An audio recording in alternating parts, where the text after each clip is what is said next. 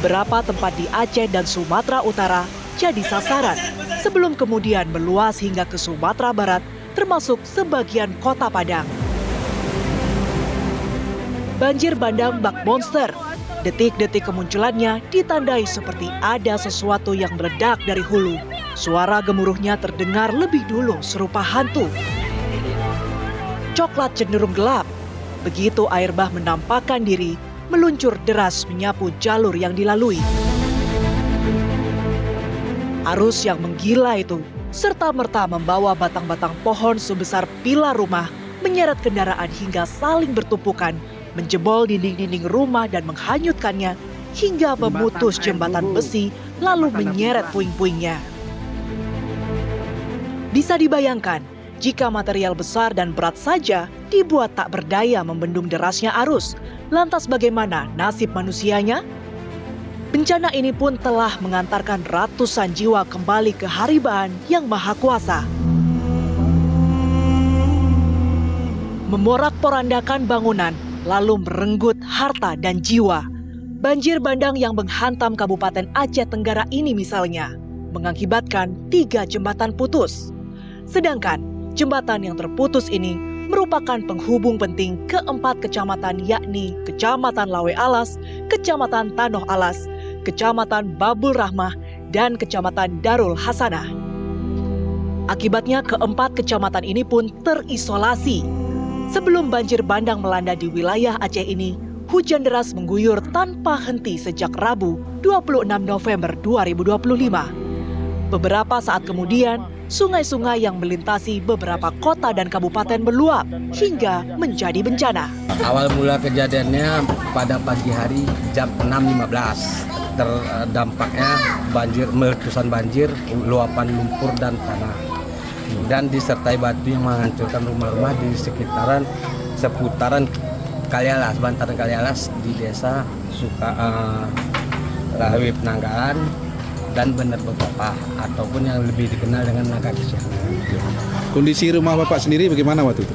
Kondisi rumah yang sudah hanyut dan tidak ada barang yang bisa diselamatkan, hanya pakaian yang ada di badan saja. Untuk akses jembatan di seluruh wilayah Kabupaten Gailuas yang rusak itu totalnya 41 jembatan. Jembatan ini ada jembatan rangka baja dan jembatan gantung yang tersebar di seluruh Kabupaten Gailuas. Kondisi lebih memilukan tersaji di sejumlah daerah di Sumatera Utara. Tercatat ada 13 kabupaten dan kota di Sumatera Utara yang terdampak bencana kali ini.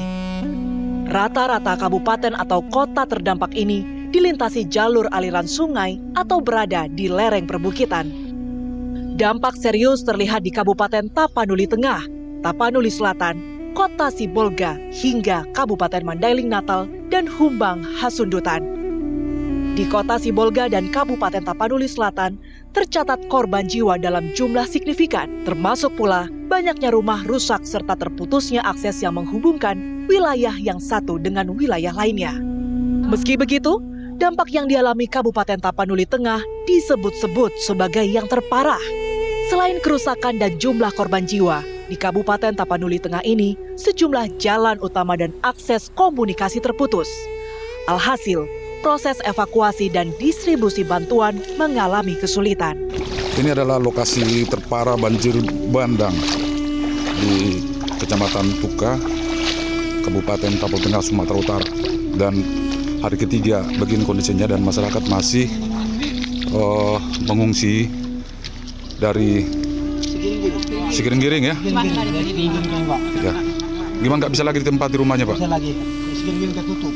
Godang. Ini mau kemana nih? Korban kebanjiran. Dari Tapanuli. Mau ke puskesmas Batang Toru. Dari? Ini yang diselamatkan di Amboli ini di Tapanuli Tengah, ada yang sakit ini yang dibawa Brimob tadi. Itu udah di ambulan. Mau dibawa ke sana berobat? Mau berobat. Ke Batang Toru. Kami selamatkan yang sakit untuk mengapakan